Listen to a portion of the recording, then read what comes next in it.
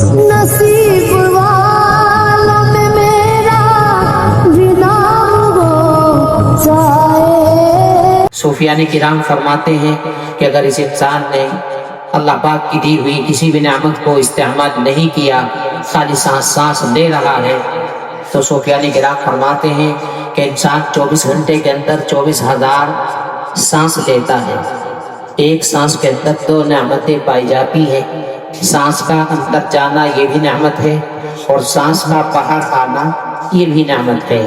پتہ چلتا ہے کہ اگر اس انسان نے اللہ پاک کی دی ہوئی کسی بھی نعمت کو استعمال نہیں کیا، خالی سانس لے رہا ہے، تو سانس کے ذریعے سے اس غلام نے اپنے بادشاہ کی دی ہوئی 48,000 نعمتیں استعمال کی۔ اس کے آنکھ کتنی بڑی نعمت ہیں، اس کے کان کتنی بڑی نعمت ہیں، دل اور دماغ کتنی بڑی نعمت ہیں، ہاتھ اور پاؤں کتنی بڑی نعمت ہیں۔ اگر اللہ تبارک و تعالیٰ اپنے کسی بندے سے ایک نعمت کو چھین لیں، دنیا کے اندر کوئی طاقت ایسی نہیں کہ اس کو وہ نعمت عطا کر سکے۔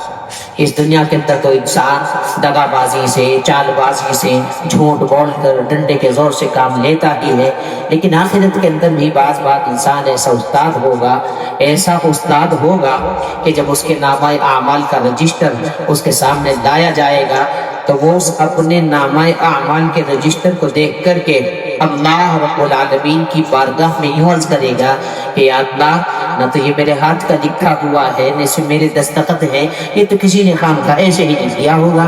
اب اللہ تبارک و تعالیٰ فرمائے گا اليوم نختم على افواہہم وتکلمنا ایدیہم وتشہد ارجلہم بما کانوا یکسبون، کہ یہاں بھی آ کر چبڑ چبڑ بولتا ہے۔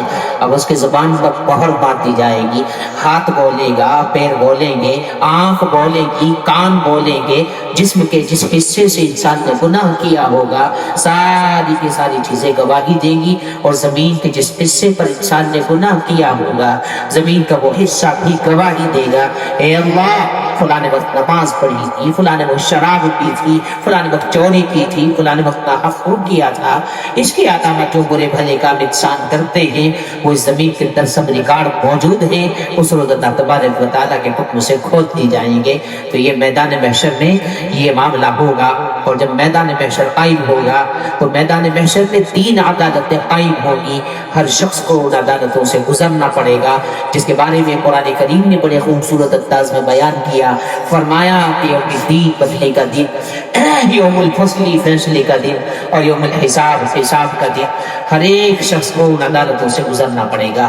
اور حساب کے بارے میں تو یہاں تک فرمایا ہارون رشید بادشاہ ہے، خواب دیکھتا ہے کہ بڑا عظیم الشان محل ہے، اور اس کے اوپر لکھا ہوا ہے ہارون رشید اندر جانا چاہتے ہیں، داخلے کی اجازت نہیں ملتی۔ پوچھا کہ محل میرا ہے، نام میرا لکھا ہوا ہے، مجھے اندر کیوں نہیں جانے دیتے؟ تو جواب مرحمت فرمایا گیا کہ بھائی، جہاں نام لکھا ہوا ہے نام کے نیچے کوڑا بھی لٹکا ہوا ہے، آپ نے اپنے غلام کے بغیر کسی غلطی کے ایک کوڑا مارا تھا، جب تک وہ غلام آپ سے اپنا بدلہ نہ لے لے اس سے پہلے اندر داخلے کی اجازت نہیں۔ تو میرے عزیز دوستو، اللہ کی عدالت میں ذرے ذرے کا حساب ہوگا، کسی پر زیادتی نہیں ہوگی، کسی پر ظلم نہیں ہوگا۔